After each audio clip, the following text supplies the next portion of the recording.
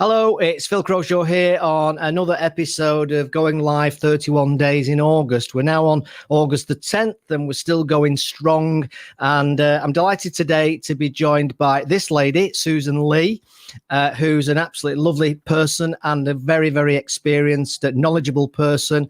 Done one or two podcasts over the last, before COVID. And I thought she was probably the first on my list when it came to guests, particularly with all the challenges of mental health and everything related to it in the current climate. So in a minute, I am going to introduce Susan Leigh. I want to be there and baby dance the night away. I let my head down if I want. Don't you just get tired chasing fame and being pretty all the time? Doesn't sound like fun. You can do better. Let me show you what a good time looks like. You can do better. You can do better. Let me show you what a good time looks like. You can do better. I dare you to be wilder.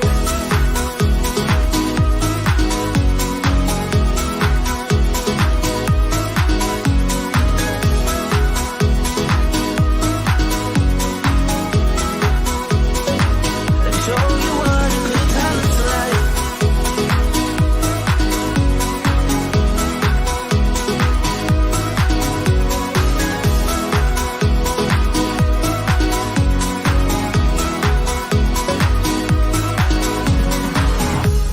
To be silly, baby, dance the night away. I'll kick my shoes off if I want. Let yourself be free and maybe you will find that there is more to life than being pretty. Honey, let's just face it. Baby, let your head down, be a little wilder. Baby, kick your shoes off, you don't have to hide it. Baby, let your head down, be a little wilder. Baby, kick your shoes off, don't hide it.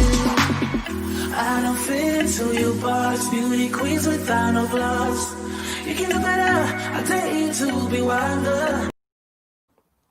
Okay, so very warm welcome to the show. I've got a lovely stripe today, Susan. Have you seen this? This sun flying through the blinds here. So I've got a lovely zebra stripe.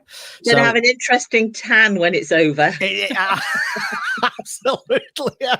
Yeah, absolutely. Well, this is what happens when it's live. It was cloudy before, and then just as we were going live, of course, the sun comes out. So that's the way it goes, though. So without further ado, delighted to welcome you today, and thank you ever so much for joining us. I'm sure people will get a lot from this. So why don't we start off by what we always do and tell us a little bit about you, your background, and how you got to where you're at today. Well, I'm very pleased to be with you today. I'm Susan Leigh. I'm a counsellor and a hypnotherapist. My background was corporate. I did 24 years with a blue chip company, and my husband started the hypnotherapy practice something like 30 years ago. And over time, I've developed and evolved the practice. It's now my full-time job. And it's led me down all sorts of exciting and interesting routes. So do a lot of radio for the BBC. I write loads of well-being articles. I've written 3 books. And primarily, I work a lot with private clients. So I'm either working with individuals who are stressed, got various issues, problems, patterns, behaviors, all that kind of thing. Do a lot of relationship counseling. And I do corporate work, either workshops or individual sessions, whatever they may need, or presentations. So it's diverse, eclectic. I love it. It's a really interesting way to live my life. Yeah, I mean, absolutely. And that's one of the things I love about you is your passion for what you do, and it always comes out and it's always exudes from you.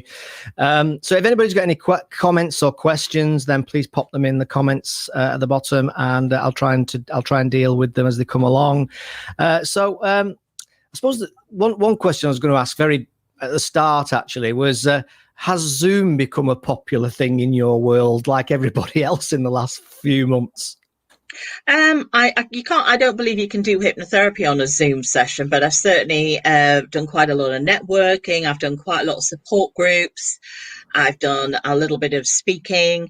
So that sort of area, it's difficult to work with a client, particularly a brand new client. If I've met somebody before, we have a relationship, but I don't think Zoom, in terms of therapy, is necessarily as constructive as other ways. I mean, I think you can chat to somebody, you can do some work with them, but it's not as beneficial as seeing them actually in person. Because I work from home and people come and I might make them a brew and we have a relaxed couple of hours session, and it's a very easygoing, serious but easygoing way of actually working with people. And there's a sort of level of intimacy with that you don't necessarily get online. So I think online is great for being supportive and helping people and being there, being a presence. But I don't think it's necessarily, for me anyway, don't think it's necessarily the way forward in terms of future for therapy for me.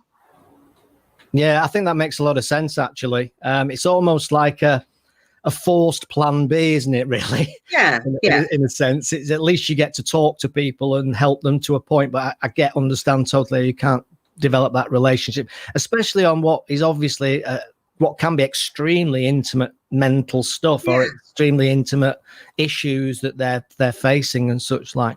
Well, okay. I get people phoning me and they might say initially, it's quite straightforward, I'm a bit stressed or whatever.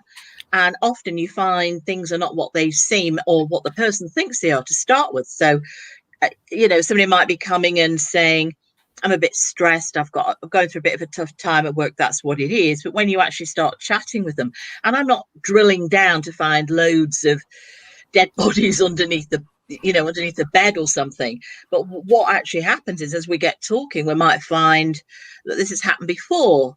And why did it happen before? Because, I was bullied at school, or so I automatically now find, I hadn't realized it, but I automatically now find I get quite angry when I'm in those pressure situations. I'm actually in a pressure situation now, and that's what's being triggered. So you can't just deal with today's stuff. You have to spend a bit of time and work with people and ask them questions and get them gently thinking, and maybe challenge some of the views they have or the preconceptions they might have about different things. So it's quite an evolved process of you and your client, and you can do some of that perhaps online, but not necessarily in the same way. Yeah, I'm interested to you mentioned there about things that might have happened in childhood, and I'm obviously looking for a rough guesstimate in your experience. Is there a rough percentage, would you say, of people whose issues and problems do relate in some shape or form back to childhood experience? Is it common? Yeah, and I think the reason why it's common is because we're all like jigsaw puzzles. We're all an amalgam of all sorts of pieces that put us all together. And that can be, I use a little story that if you had the most beautiful house in the world and it looked wonderful and it was full of gold and original paintings and beautiful fabrics and colors and fresh flowers, and it was absolutely gorgeous, and you'd spent time and money and effort on that house, and it looked stunning, marvelous, wonderful, fabulous cars outside, a swimming pool, whatever you want. And that house was built on sand, and then the rain came. How secure would that house be? And I kind of use that analogy to talk about us, because we might have done marvelous things. We might have put our past to bed. We might have been a bit of a naughty kid when we were a teenager, whatever it might be. Who's been talking? Sorry, I interrupted. Very rude. Carry on. It's true, though, isn't it? That then the rain comes, and we get a bit of a battering like we've been going through recently. Our business is shaky. We're stuck at home with somebody we perhaps aren't that sure about anymore. Our finances are insecure, or we can't see our elderly relatives. All those things, all the security, we spent a lot of time being careful about building up, and that all gets hit by a tornado. And suddenly we're kind of like, we maybe have been a bit of a control person, or we've managed things, or we've always had a plan A, and we've got our plan B sorted. But if all that is just thrown out the window, which it has been to some extent this last few months, then it can be making for a very shaky time. And also, is there this cliche, I suppose, around the Brits being a little bit more reticent, shall we say, to share their feelings particularly guys, dare I say it. Is that something that you observe in the Brits? Do they need more coaxing out, or is that just a perception? I think there is a certain amount of that. I mean, I work with quite a lot of male clients, and it's interesting that they will often say that they've never really talked about some of the things they talk with me about, and that can be for several reasons. One is that they're the main breadwinner, and that is still the case in a lot of households. Two is that they take that role incredibly seriously. So they feel that whatever happens, they don't want to burden their partner or their kids. They don't want to lose their status in their society, in their peer group. They may want to appear to be more successful than they are. I mean, I've come across that many times. And so keeping all that close to your chest and being tough and strong and the main provider, and a lot of us define ourselves, men or women, define ourselves by what we do. I mean, the first question many of us ask somebody when we first meet them, and it's a gentle sort of conversation starter in a lot of cases, is what do you do? And we don't think we're being judgmental. We don't think we're being prescriptive. We don't think we're being negative by asking it. It's like an icebreaker. And yet I've just written an article about this on how do we judge people? Do we judge people and what they do? And the whole backdrop to that, if somebody says they're a cleaner, do you think, oh, it might be that they're edging their way back into work because they've had a bit of a rough time, or they just want a few quid, or they want to fit in with their children, or whatever it might be? Or do we go, oh, dearie me, poor you, which is one reason it works. It's what prompted that article to be written in the first place. A friend of mine had got a very negative comment from somebody she thought was a friend, saying, I'm horrified to see that you're reduced to cleaning to make ends meet. But there's a whole backstory to that. And so we often ask people what they do, we judge them by it. And if we think we're going to be judged by what we do, then again, that's another reason for holding it all together. If I've changed what I do, will people think I've hit hard times or I'm in a bad place? Oh yeah, that's so true. And I guess the other thing which is very similar to that is this financial pressure that people are under for various different reasons at different times, but perish the thought that they wouldn't actually change their car. And then there's all this then mental subliminal pressure that I've not changed the car, so I'll be judged by the neighbours.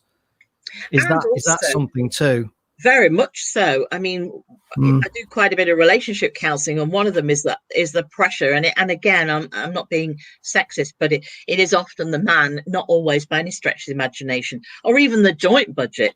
But I've had situations where I've talked to a couple whose relationship is on a knife edge because there's so much stress, not sleep, and there's 360 physical symptoms of stress. So that can be not sleeping, irritability, various skin problems, thinking you're having a heart attack because you're getting palpitations and panic attacks, headaches, all that kind of thing. And sometimes I've sat with a couple and said, do your children really need to go to that expensive school? What about the 2 or 3 fantastic holidays a year? What about where you live? And sometimes by rationalizing and taking a little bit of the pressure off. I mean, I had one client who was determined to build his business and sell it within 3 to 5 years. And he knew where the goal was to be a millionaire. Fabulous, wonderful, great to be motivated. But their relationship, his partner came to see me and said, I'm absolutely at wit's end. We never go out for a meal. We never have any free time. He's always absolutely exhausted. He's working till 10 o'clock up at 5 a.m. to get to work. And I discussed with them the possibility of, instead of saying 3 to 5 years, saying 5 to 7 years or 5 to 10 years, and having a little bit of an easier time of it. Because when we hit our goal, what happens then? When we hit our goal, often people who are highly motivated are then going, right, what's my next goal? So why not take a little bit of time and, as they say, enjoy the journey, smell the coffee, pause and enjoy the scenery a little bit along the way, and take time to have some fun with it. Yeah, it makes absolute sense. Do you think there's an element of that in the celebrity culture where we tend to see so I suppose what you might call very wealthy celebrities going off the rails, and I sometimes wonder to what degree is that because they maybe were a struggling actor for a long time. They were living off baked potato and beans. Not that there's anything wrong with baked potato and beans, but you're just living off that sort of thing. And then suddenly they find the fame and fortune. They've hit the goal. They've achieved it. And it's like, well, what's next? What's my purpose now? Because I've got there and I'm only 34. And is that what tends to happen? And then they tend to hit the bottle or the drugs at that point? Well, I think it's partly that, and I think partly the pressure that they're on to get to that point. So a lot of them have been living flat out, absolutely pushing, and also a lot of them live in a very unreal world. So they surround themselves with sycophants who are saying you're amazing, whatever they do, they're amazing. You hear of stories of people like Howard Hughes and Michael Jackson and people who were surrounded by these people who were just whatever they did, whatever they said was, yes, you're wonderful, honey. So it's unreal. And I think it might have been John Travolta who said it costs an absolute fortune to live the life I live. So they are in a bit of a vicious cycle where they have to, if they want to maintain that lifestyle, they have to continue earning to that level. So if they're wanting to stay in the 2 private jets and 5 multi-million-dollar mansions and whatever it might be, and be seen, it doesn't take long to drop out of the spotlight and be forgotten. And so you have to be visible all the time, and you have to be visible doing good things all the time. And keeping that momentum going is increasingly hard work, because another album, another film, another whatever it might, another celebrity Big Brother or something, all these things just keep piling it on, and you have to be working like stinko. And there's a load of people behind you trying to shove you out the way because they want their chance in the sunlight too. Yeah, that's right.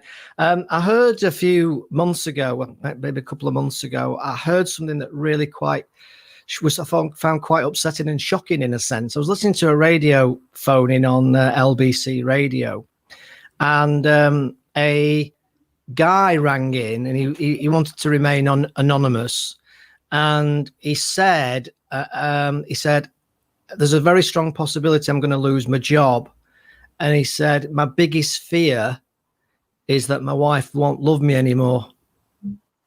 For sure. And I thought, whoa, just that whole concept of the fact that, she won't love me anymore because I haven't got a job. And I say that way around, it could just as easily be the other way around, isn't it? But you see, I understand that too, because you hear people saying this is not what I signed up for. Yeah. So on the other side of the coin, you should be in love with the person, and in an ideal world we are, and we love and respect them. But if I am a top doctor or something, and I'm regarded as that, and my partner loves me, and that's a lifestyle we had together, and that was where I got my respect from, and our values and the people we're mixed with and all that kind of thing, and then I lose that, perhaps lose it in a bad way, then my partner might look at me and say, I didn't sign up for this, that you're not the person that I thought you were, this isn't right, I didn't envisage living in a caravan in my mum and dad's back garden or something. It's not what I signed up for. So I kind of get it, even though it is wrong that we interpret our relationships and our lifestyle through that, but it is all part of the parcel, isn't it? And it is all part of what we see in the other person as well, how they present themselves, the image, the persona, the stuff that comes along with that too. All these things are part of the deal, really. Yeah, I think that's a really good point, and it is just the reality of, and yeah, we've got this kind of la la land world, as I put it, that everybody sees and wants it to be. And like you say, it's a unconditional, it's the movie, isn't it? Unconditional love, and I don't care. I'll live in an old tent with you, darling, if it means we're together. Kind of, it's classic Mills and Boon, I guess. But then there is a reality about the way we are as human beings and our insecurities and such like. So I think it's very interesting. We might be prepared to live in that tent when we're 18 or 20 in the early days of our relationship, but yeah, when we get to 30 or 35 or maybe 40, suggesting that again, unless we're doing up a multi-million-dollar mansion and living in it temporarily, but it isn't what we kind of thought we were going to be doing at our time in life. And so particularly if you find one person's made a lot of sacrifices, they feel they made a lot of sacrifices, and then perhaps there's something been cooking underneath that they didn't know about, and often you find partners keep those sorts of things secret. So the business is having a bit of a rough time. They don't want to tell the partner. And then it goes on and on and on. And they may have borrowed money, or they may have got in with the wrong crowd, or it may have got worse and worse. And if that partner was included from day one, and that's the whole point of communicating, if that partner was included from day one, they might have been more on board with it. So it is that whole thing about investing in your relationships at the same time as things are going on. Don't just share the good. Share the bad and discuss it and keep it open. Don't share it every single day. Have other topics of conversation. Try and schedule some fun in there to lighten it a bit, but keep the channels of communication going, which is always the key to getting through tough times together, I think. Well, I can certainly relate to what you just said, because I'd rather eat my shoes these days than go camping. Even when it's sunny. Even when it's sunny. And back in the day, I'd have loved it, but now it's like, I'm like this. I'm going, when I get out of bed. Never mind when I get off. When I get off a ruddy tarpaulin in the middle of a field in the Lake District. Anyway, so how's do you think mental health challenges have changed during the COVID period? I know, obviously, I would imagine it's increased for all the reasons that we know. But has the context of it changed, or is it pretty much the same thing, just a different topic? I think there's a lot more of it. I mean, I know before COVID, I was writing articles on stress anyway. Stress-related, sleep-related issues cost UK businesses £40 billion in 2018. So COVID, if it was around, wasn't as evident back then. So there's always been that underpinning stress and pressure and sleep-related issues and relationship issues, all that sort of thing going on. I think what COVID has done has brought a different reality. And like a lot of things, there's some good to this as well as a heck of a lot of bad. But I do think that people working from home more, a lot of people have said, I realize now how little I actually need, or I realize now how much of what I always aspired to and wanted is irrelevant. So we're realizing now that perhaps we don't need to shop as much as we did, or we don't need to go out as often as we did. We're doing a lot more things from home. Our homes are becoming a lot more important. Our relationships are becoming a lot more important. But conversely, as we've been spending a lot more time with our children, perhaps trying to home educate them, trying to work from home at the same time, trying to keep our partner going, perhaps who's on furlough, or the business has gone, or they're not quite sure what's happening financially. All those things in the pot are bringing very much a spotlight, a heightened awareness of every single aspect of that. So the whole thing about violence and abuse, and the psychologists who advised the government warned way back at the beginning of the pandemic and lockdown about violence, about outbreaks of public violence, and they were warning, the government advisors were warning the government, this could happen if you keep people bottled up indoors, and they can hardly go out the front door. If they do, they're too scared. They're not allowed to shop. They're not allowed to go out. They're not allowed to go to sport or football matches or anything. You keep people locked up like that, you're really going to get a cooking pot of potential violence. And a lot of the riots that happened and a lot of the civil disobedience that happened is people almost putting two fingers up to say, I've had enough of this. I'm over it now. I need to break out of it. And that's where a lot of the helplines have come from, the stuff about violence and abuse and anger and relationship issues and children and all the things that go with that, as well as the money. How do I pay for the kids' school meals and things like this? All this stuff is a real cooking pot of uncertainty and causes a lot of pressure. Yeah, God, blimey, absolutely. Steve Smith just commented on my zebra look. So I'm now going to do this because I'm getting very embarrassed with my zebra look. So I'm going to open this. And now I'm really bright. So I'll have to change my camera. I mean, this is it live, you see. This is what happens live. So I'll do that in a minute while we're talking. So I'm not being called a zebra by you, Steve Smith. It's very inappropriate observation, and it rather is upsetting. So, but you're right. I did look like a zebra. I was saying at the start of the show, actually, that the sun suddenly decided to come out from behind the clouds just as we were going live and ended up with the zebra look. Yeah, no, I mean, I absolutely makes sense on every level. Do you think that, because I sometimes wonder, because mental health is such a big thing now. In fact, it was even before COVID. So now it's a million times more. But do you sometimes find that people will talk about their experiences, and do you start to kind of come to a conclusion that actually it's not necessarily depression, it's more that they're just pissed off at that moment? I think I'm very wary of labels. So I'm very wary of labels like depression or whatever it might be. I do think that it's very easy to stick a label on something. And if a client says to me, am I suffering from depression? What I will say is you may have symptoms of depression. I mean, sometimes I will advise people, I'm not a medical doctor, I will advise people to go to the doctor and get medication if I think that they need it and they're struggling to cope with everyday life. However, I think if we put a label on something, it can take 3 sessions. You know yourself, if you buy a glass and that's got a little price label on it, you can take 2 or 3 washes and scraping it away there to actually get the thing off. So I do think that sometimes we are quick to label, and it can give a bit of comfort to somebody to know that they've got a diagnosis.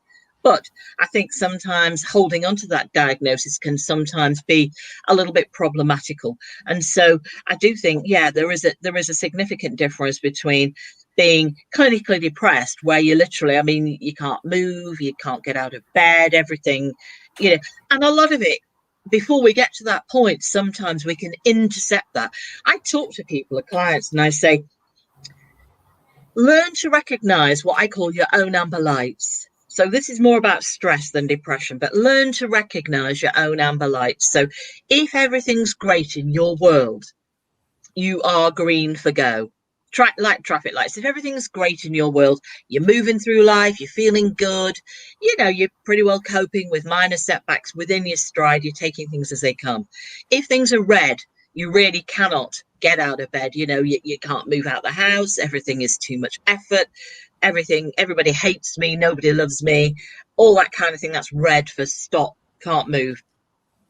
If you learn to recognize your own amber warning lights, you start to notice your own personal keys to getting a bit, what you call pissed off, to getting a bit down, to getting a bit flat, to getting a bit blue, to getting a bit gloomy. Everything's becoming miserable. Oh, I can't be bothered. Oh, it's too much effort. Now, your amber lights might be you lose your sense of humor. It might be that you start getting headaches. It might be that old skin rash thing that you get on bad days starting to flare up a bit again. It might be that you're getting palpitations in your chest. It might be that you're off your food, or you're eating too much, or you're starting drinking a bit more, or those old habits are starting to surface that you don't like anymore. When that happens, as you get to know yourself, you can go, uh-oh, hang on a minute, I'm overdoing it, or I'm feeling a bit flat, or my relationship's in a bit of a bad place, or whatever it might be. I need to do something. Now, that might be, I mean, on my website, lifestyletherapy.net, there's loads of articles about 20-minute breaks. You know, sometimes we can't have a holiday, but we just need a bit of time out. And so that might be a time to do something from that list, you know, or find your own list, you know, go and have a walk, even if it's just around the car park. Go and stop for lunch. The importance of breaks cannot be, you know, said enough, because we can feel I have to keep on and on and on and on till this piece of work's done, particularly if we're working from home. But taking a break gives you a chance to go away, to breathe, to maybe have a glass of water, to maybe have a piece of fruit, to maybe have a walk around the car park.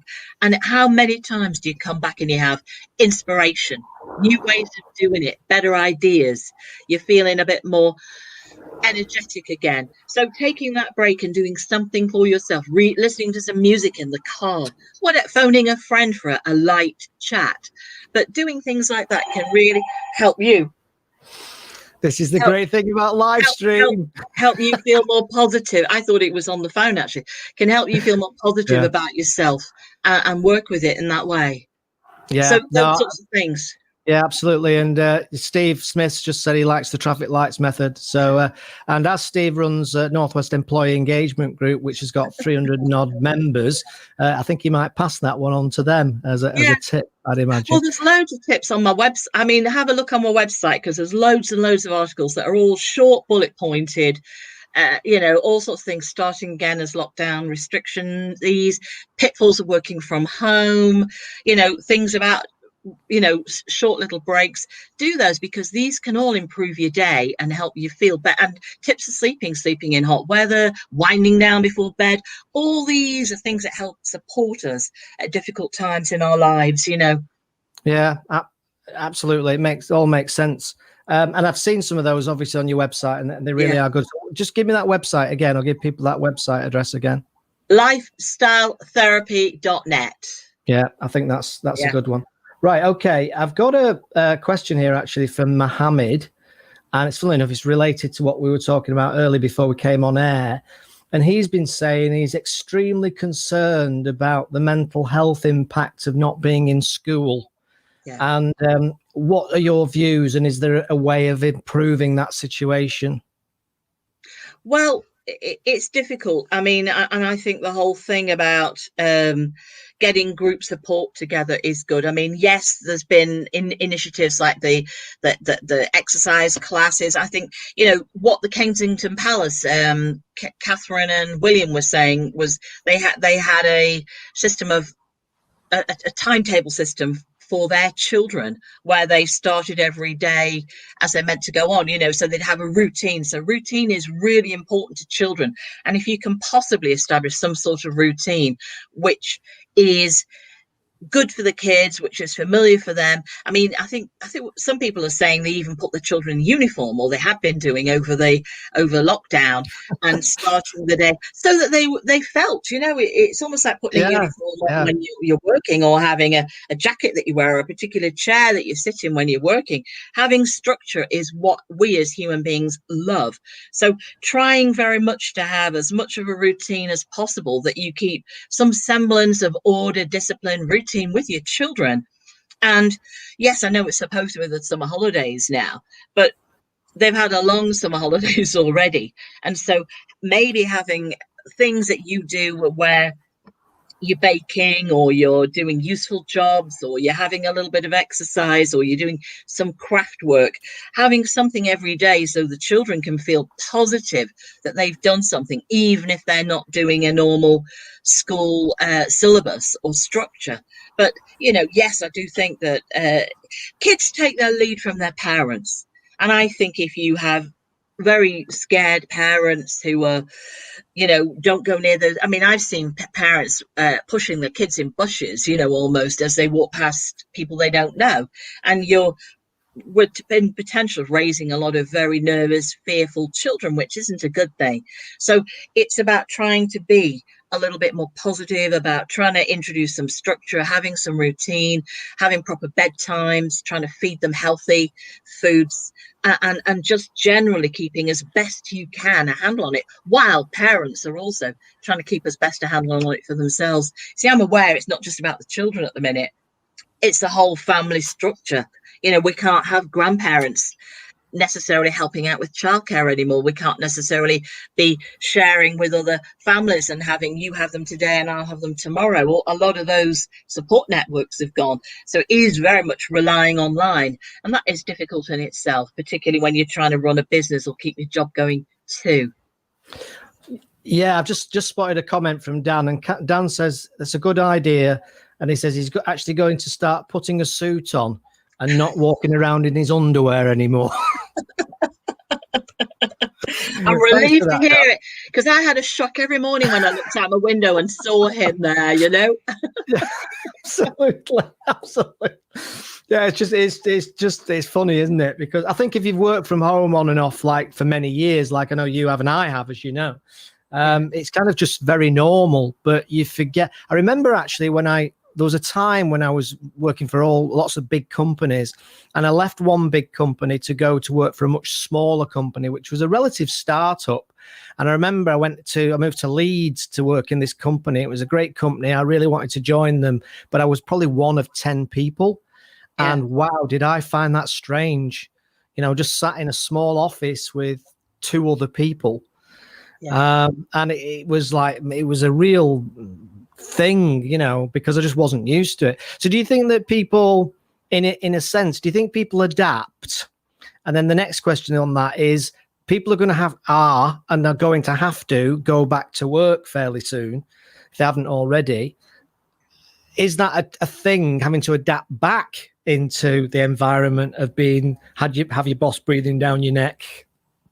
I don't think we're going to go back necessarily to, we're not going back to exactly what we left on in January or February. I don't think that's happening, certainly not anytime soon anyway.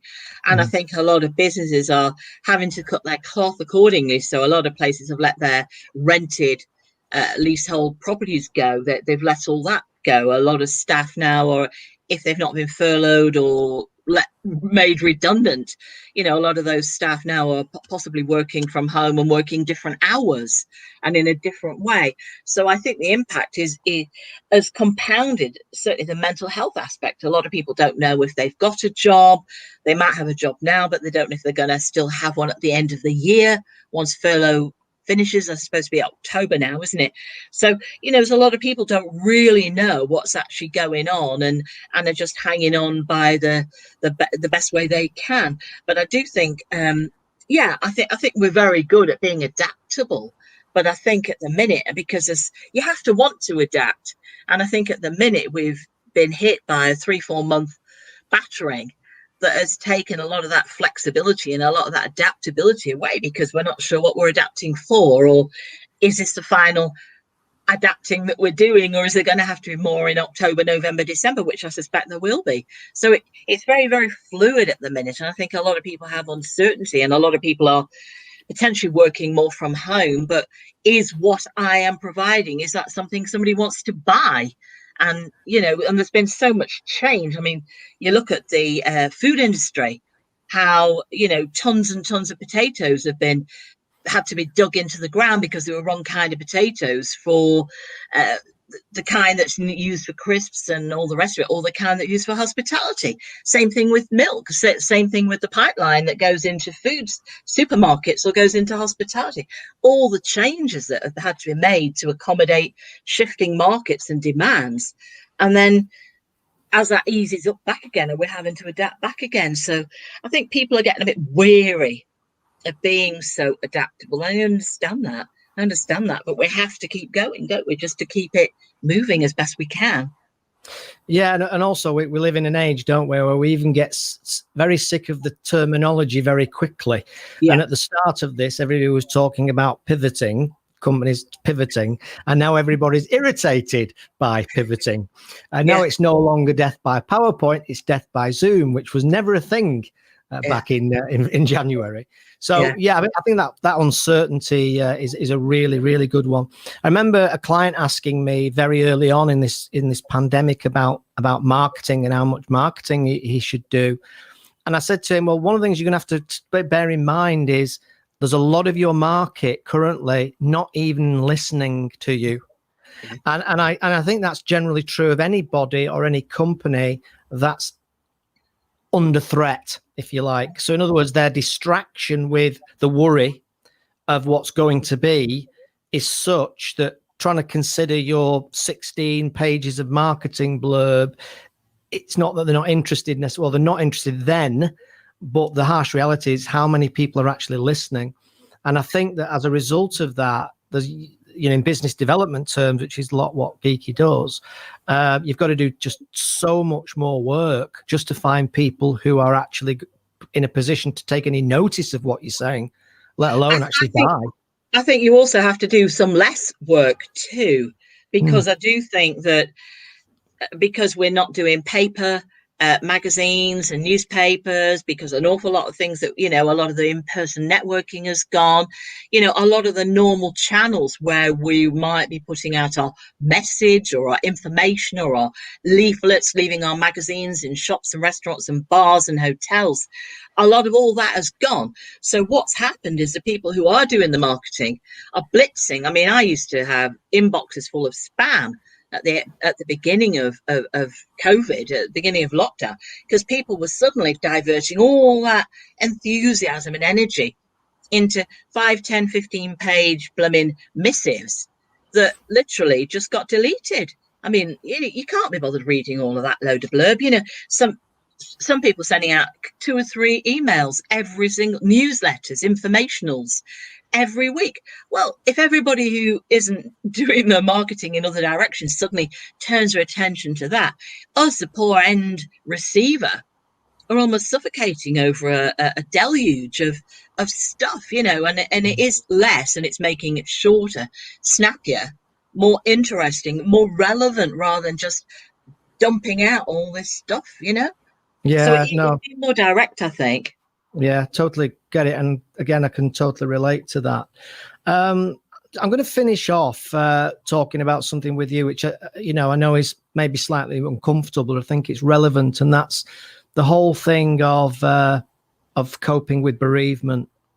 Because I know you've done a lot of work on this, and I know you got a book actually on this, all around death and dealing with death and bereavement and such like. I suppose one question's on my mind is, and it might sound really silly this, but is there any difference between losing somebody from a disease, let's say cancer or whatever, or losing somebody directly as a result of COVID? In the bereavement process, does it make any difference whatsoever, or is it just bereavement at the end of the day? I think because there has been so much conflicting information coming out, and because there have been so many limitations as to how much we can or cannot see or be involved with our injured or dying or ill relatives' care, that so we are effectively being estranged from our person at their time of need. So I think those two things are very, very difficult. They're compounding the process of coping with it. People are saying, yes, it's this, or no, it's not that. Yes, there is a virus. No, there's not a virus.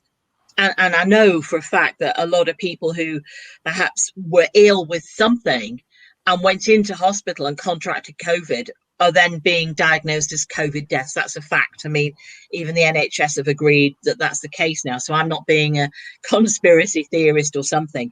A lot of people who died of one thing and then contracted COVID afterwards didn't die of COVID. They died with it.